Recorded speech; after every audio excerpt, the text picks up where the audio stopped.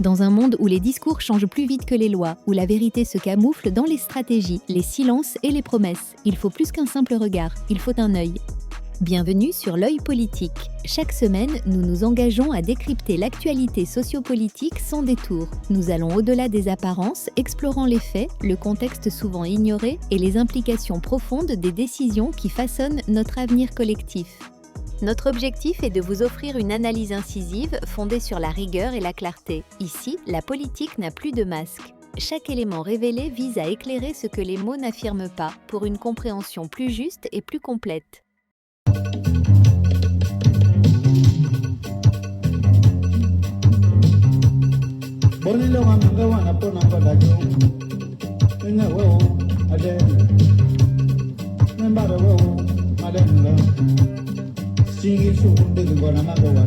Afrique des libertés, je vous salue.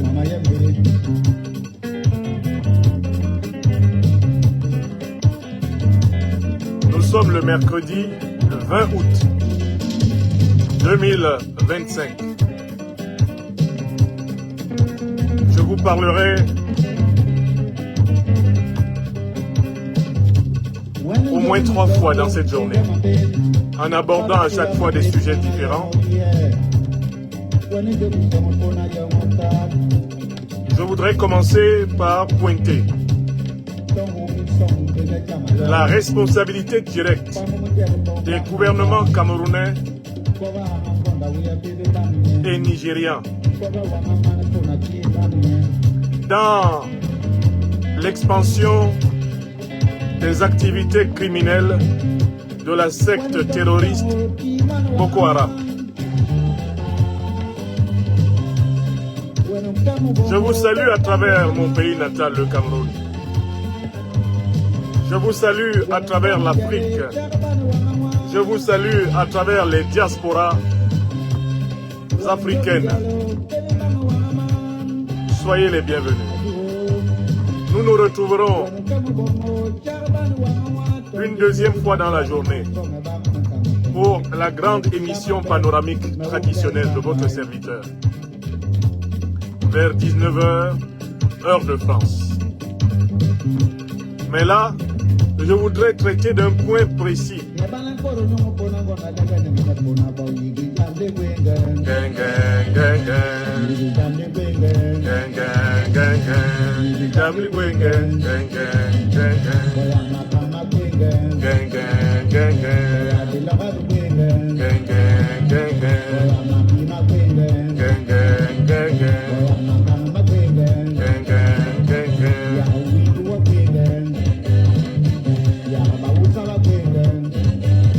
La responsabilité directe du régime de Paul Biya et des régimes successifs du Nigeria dans l'expansion du terrorisme de Boko Haram, dans le nord du Cameroun, dans l'est et le nord du Nigeria, dans le lac Tchad. La responsabilité massive des régimes camerounais et nigériens. Je vais l'établir. Gang, gang, gang, gang. Gang, gang, gang, gang. Il y a des périodes où toute vérité est bonne à dire. C'est le cas de cette période. Il faut que les Camerounaises et les Camerounais sachent que Boko Haram réussit encore à commettre des crimes au Cameroun et au Nigeria par la faute des gouvernements camerounais et nigériens. Seul un changement de régime politique au Cameroun et au Nigeria permettra de combattre efficacement le terrorisme au nord du Cameroun et dans l'est et le nord du Nigeria. Plus amplement au lac Tchad. Je vais l'expliquer de manière très simple. Et tout le monde comprendra la responsabilité directe du régime de Paul Biya dans l'expansion du terrorisme. La responsabilité directe des régimes successifs de Muhammadu Buhari et aujourd'hui Adebola Tinubu, avant cela Goodluck Jonathan, dans l'expansion du terrorisme de Boko Haram. Je conclurai cette émission en donnant des recommandations, car nous ne sommes pas dans la critique stérile. Nous faisons toujours une critique accompagnée de pistes de solutions. Soyez salués en Amérique, soyez salués en Asie, soyez salués en Europe, soyez salués dans toutes les îles des grands océans Atlantiques et Indiens. Nous allons parler de la responsabilité directe des gouvernements camerounais et nigérians dans l'expansion de la secte terroriste Boko Haram au Cameroun et au Nigeria.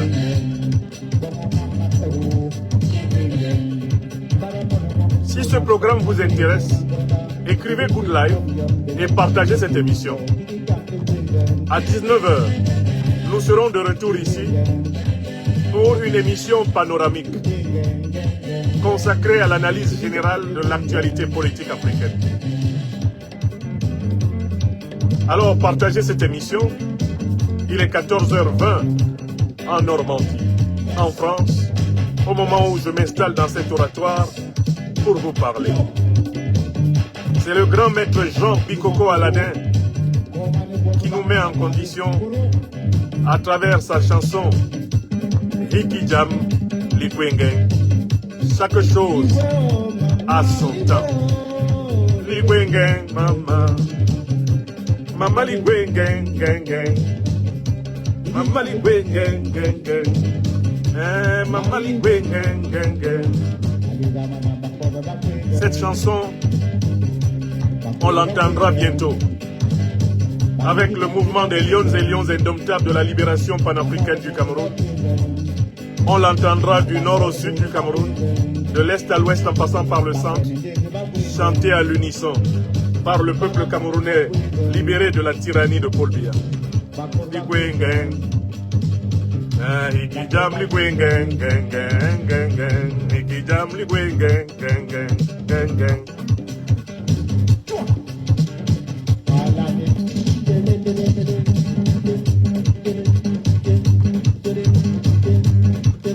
Ce sont des sons qui me mettent en vibration. Merci de partager ce programme. Camerounaises, Camerounais, Africaines, Africains, Amis européens, Asiatiques, Américains de l'Afrique des libertés, bienvenue à ce programme. Je souhaiterais vous entretenir pendant quelques minutes d'un problème précis. Depuis maintenant pratiquement 2 décennies, une secte terroriste féroce fait rage dans l'est, dans le nord du Nigeria et dans toute la partie septentrionale du Cameroun, notamment dans l'extrême nord et partiellement dans le nord du Cameroun. Cette secte s'appelle Boko Haram.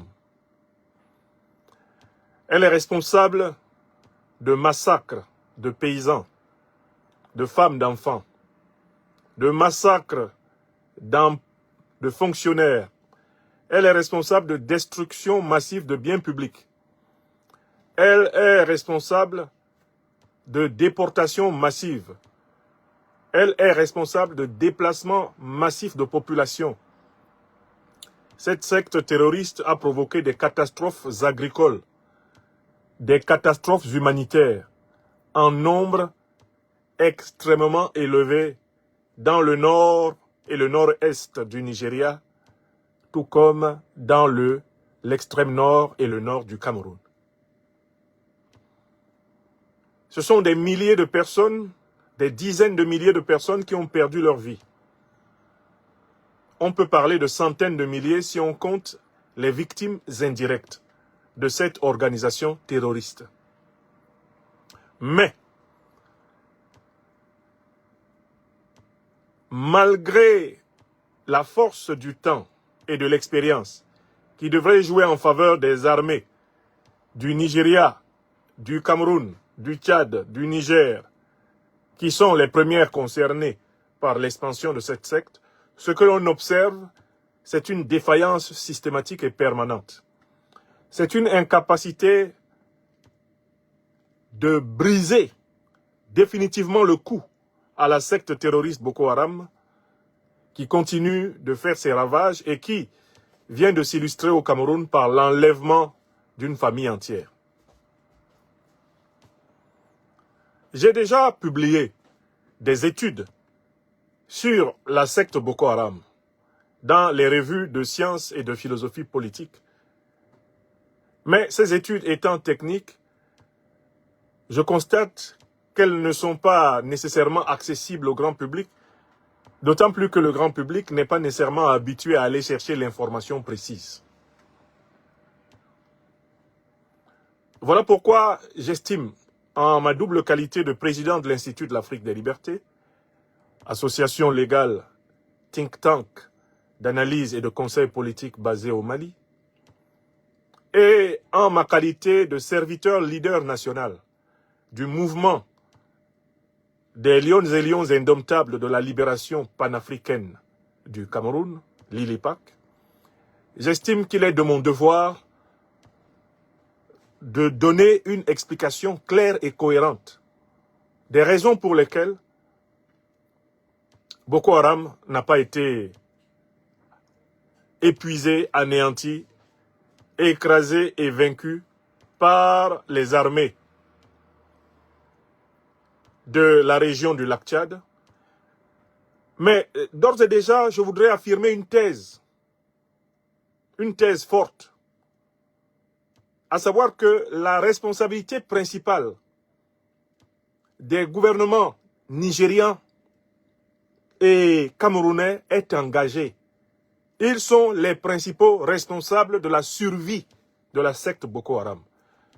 Et c'est cette thèse que je vais démontrer, selon la méthode que vous connaissez, celle du docteur des preuves. Je ne dirai rien qui ne soit établi de manière factuelle, de telle façon que celui qui sortira de cette émission saura qu'on doit clairement s'en prendre au gouvernement de Yaoundé et au gouvernement d'Abuja pour leur complicité indirecte avec la secte Boko Haram. Voilà, la démonstration va commencer. Je vais respecter pour cela 3 étapes. Dans une première étape, je vais rappeler aux uns et aux autres ce que c'est que la secte Boko Haram. Parce que certains peuvent ne pas posséder ce qu'on peut appeler les empirismes. Les empirismes sur la secte. C'est-à-dire, le minimum qu'il faut savoir sur ce que c'est que Boko Haram, il faut que nous le partagions. D'accord ? Ce sera l'objet de la première partie. Deuxième partie, en quoi le gouvernement camerounais, le régime de Paul Biya et les gouvernements nigérians qui se sont succédés au moins depuis Goodluck et Ebele Jonathan, en passant par le général Muhammadu Buhari, aujourd'hui décédé, jusqu'à l'actuel président du Nigeria, Adebola Tinubu.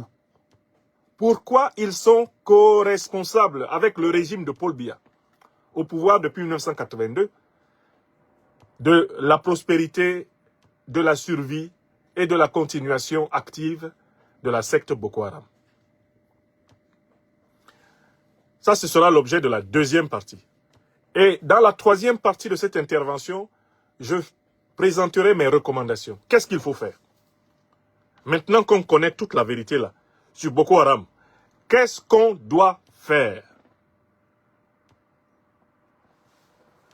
Alors, sans plus tarder, commençons par le premier moment. Qu'est-ce que c'est que Boko Haram? On définit Boko Haram comme un groupe sunnite pour la prédication et le djihad. Ça, c'est l'apparence. C'est un mouvement dit insurrectionnel et terroriste qui s'inspire de l'idéologie salafiste djihadiste. Il aurait été formé à Maïdougouri par le prédicateur Mohamed Youssouf. Ce groupe est à l'origine une secte qui prône un islam radical et rigoriste, hostile à toute influence occidentale.